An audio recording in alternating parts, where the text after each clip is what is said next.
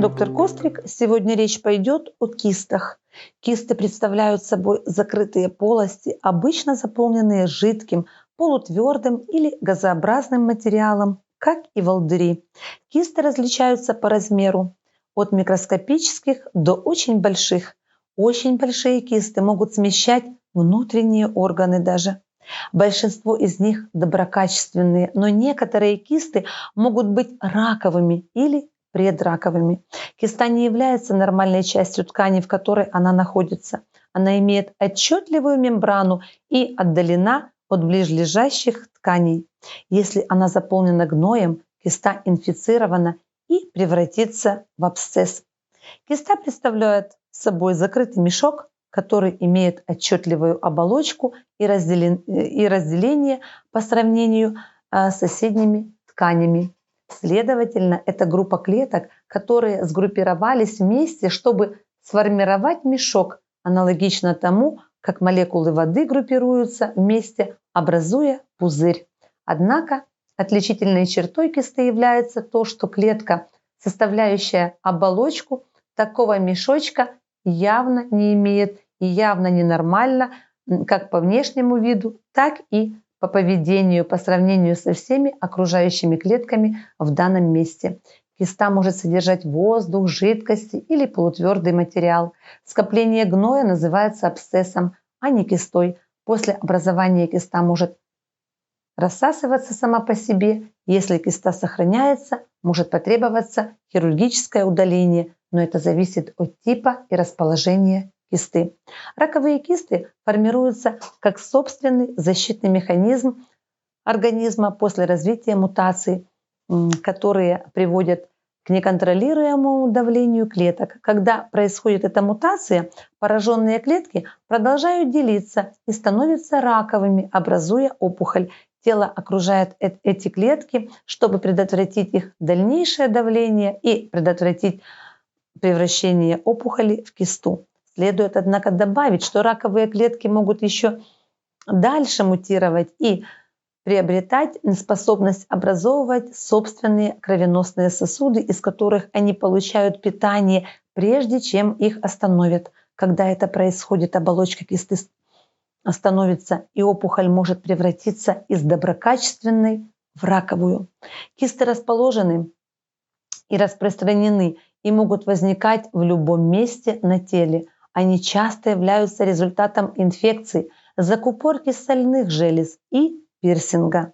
Некоторые другие распространенные причины кист включают также опухоли, генетическую предрасположенность, поврежденные какие-то органы, также поврежденные органы развивающиеся эмбриона, дефект в клетках, хроническое воспаление, закупорки в организме, вызывающие накопление жидкости, паразиты, травма с повреждением кровеносных сосудов. В большинстве случаев кисты болезненны, если они не разрываются, не инфицируются или не воспаляются. Признаки и симптомы кисты будут сильно различаться в зависимости от типа кисты. Во многих случаях первое, что вы заметите, это аномальное уплотнение, особенно если киста находится прямо под кожей. Многие внутренние кисты, например, обнаруженные в почках или печени, могут вообще не вызывать никаких симптомов. Они могут оставаться незамеченными до тех пор, пока сканирование, такое как МРТ, магнитно-резонансная томография, КТ, компьютерная томография или УЗИ, ультразвуковое исследование, не обнаружит их. Если киста развивается в головном мозге, она может вызывать головные боли и другие симптомы. Кисты молочной железы также могут вызывать боль и уплотнение. Кисты могут образовываться в разных частях тела и иметь разное происхождение. Одним из видов кист являются кистозные угри. Это тяжелый тип акне, при котором поры кожи блокируются, что приводит к инфекции и воспалению. Для этого типа акне характерны кистозные поражения. Кисты наполнены гнойным и кровянистым содержимым. Арахноидальные кисты могут поражать новорожденных. Паутинная оболочка покрывает головной мозг. Во время развития плода она удваивается и разрывается, образуя аномальный карман спинномозговой жидкости. В некоторых случаях может потребоваться опорожнение кисты.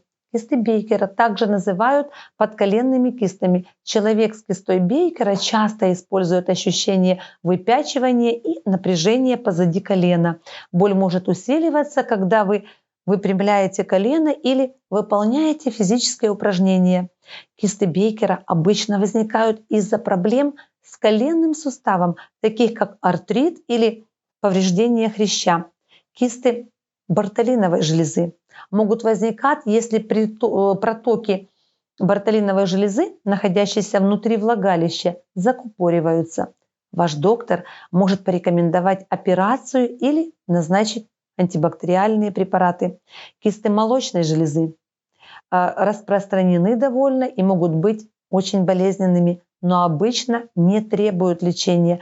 У женщин эти кисты могут развиваться или изменять размер в течение менструального цикла и часто исчезают сами по себе. Однако ваш врач может провести пункцию, если она вызывает дискомфорт. Это может быть проведено как с лечебной, так и с диагностической целью. По данным Американского онкологического общества, простые кисты не увеличивают риск развития рака молочной железы. В зависимости от результатов биопсии можно точно сказать, является ли это киста доброкачественной или она все-таки злокачественная. Кисты век. Очень маленькие железы век, называемые мейбомиевыми железами, производят смазку, которая выходит из крошечных отверстий по краям век. Здесь тоже могут образовываться кисты. Если протоки закупорены, то речь идет о холезионе. Коллоидные кисты развиваются в головном мозге и содержат желеобразное вещество. А врачи часто рекомендуют хирургическое удаление в качестве лечения. Кисты зуба.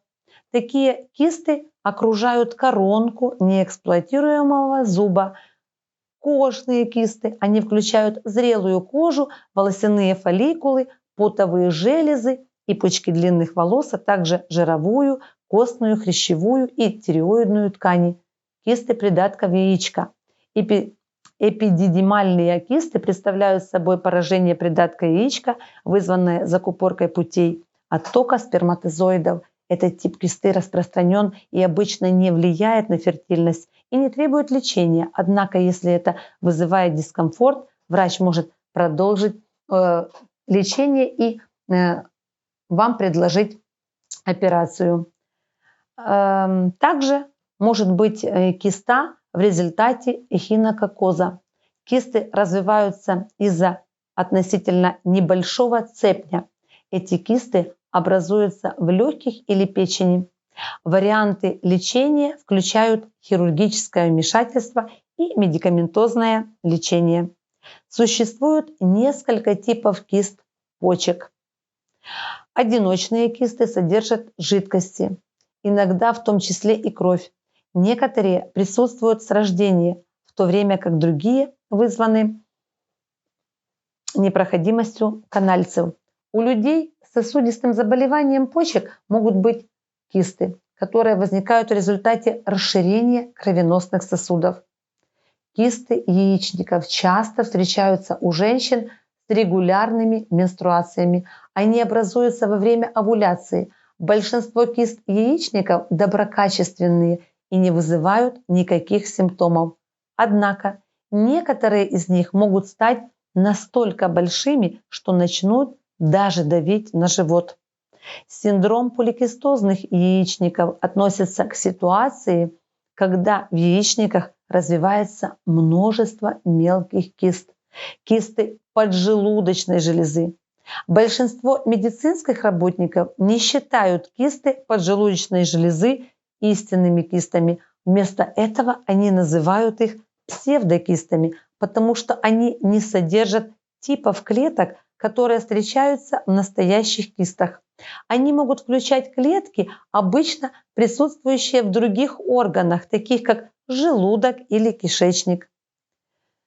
Периапикальные кисты, также называемые корешковыми кистами, являются наиболее распространенным типом одонтогенных кист, связанных с формированием и развитием зубов.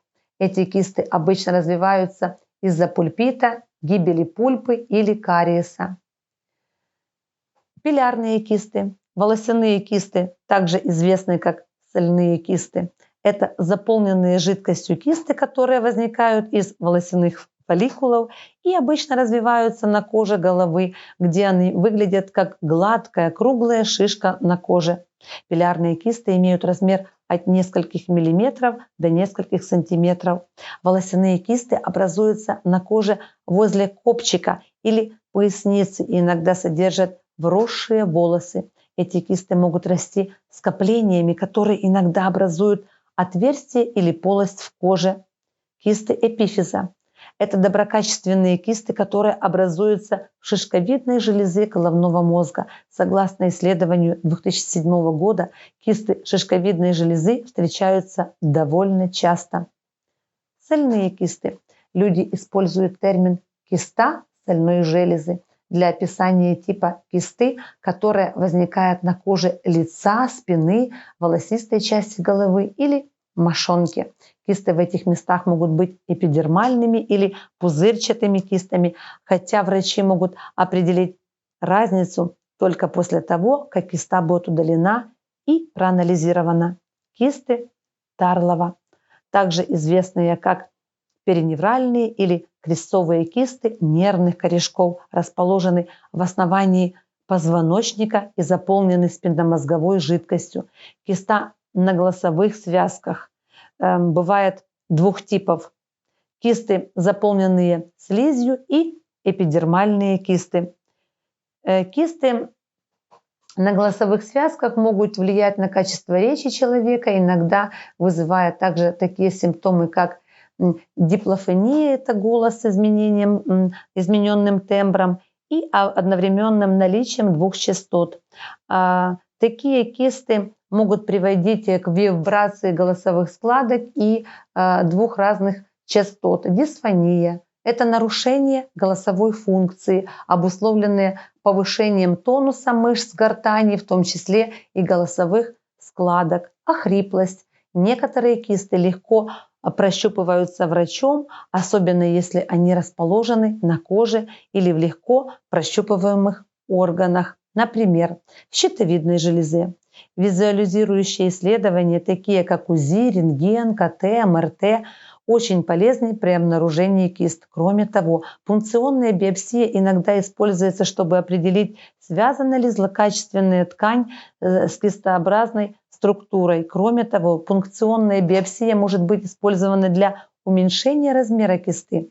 Варианты лечения кист будут зависеть от ряда факторов, включая тип кисты, ее расположение, размер и степень дискомфорта, который она вызывает.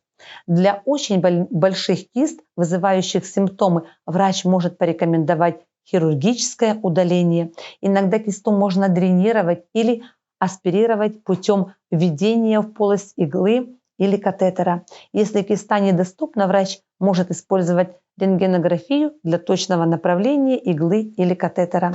Многие кисты развиваются в результате хронического или основного заболевания, такого как фиброзно-кистозная болезнь молочной железы или синдром поликистозных яичников.